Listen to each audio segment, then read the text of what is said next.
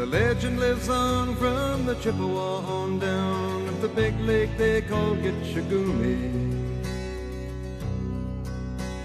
The lake, it is said, never gives up her dead when the skies of November turn gloomy. With a load of iron ore, 26,000 tons more than the Edmund Fitzgerald weighed empty. That good ship and true was a bone to be chewed when the gales of November came early. The ship was the pride of the American side, coming back from some mill in Wisconsin. As the big freighters go, it was bigger than most, with a crew and good captain well seasoned, concluding some terms with a couple of steel firms when they left fully loaded for Cleveland.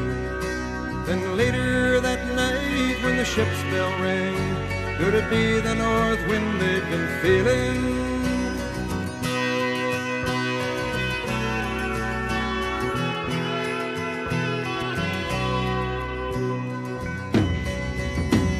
The wind in the wires made a tattletale sound, and the wave broke over the railing. And every man knew, as the captain did too, 'twas the witch of November come stealing. The dawn came late and the breakfast had to wait when the gales of November came slashing. When afternoon came, it was freezing rain in the face of a hurricane west wind.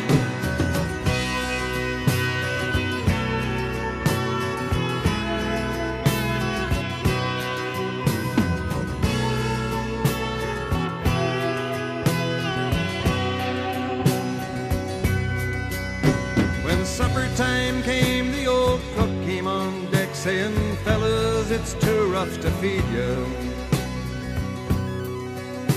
At 7 p.m. a main hatchway caved in. He said, "Fellas, it's been good to know you." The captain wired in, he had water coming in, and the good ship and crew was in peril. And later that night, when his lights went out of sight, came the wreck of the Edmund Fitzgerald.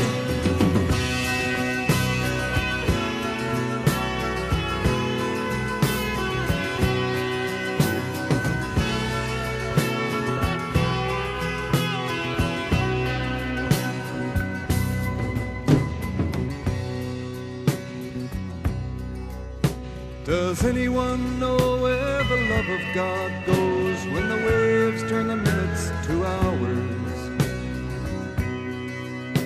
The searchers all say they'd have made Whitefish Bay if they'd put 15 more miles behind her. They might have split up or they might have capsized. They may have broke deep and took water. And all that remains is the faces and the names of the wives and the sons and the daughters.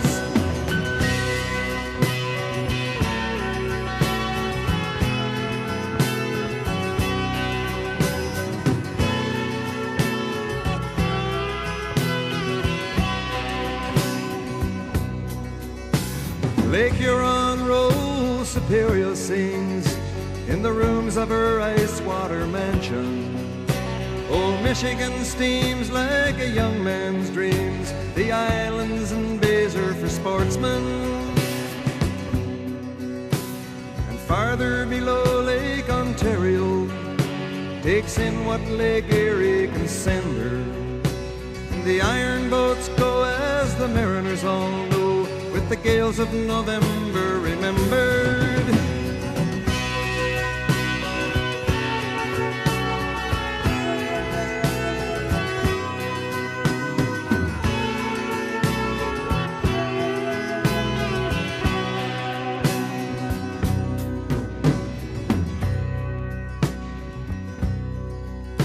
In a musty old hall in Detroit they prayed in the Maritime Sailors' Cathedral.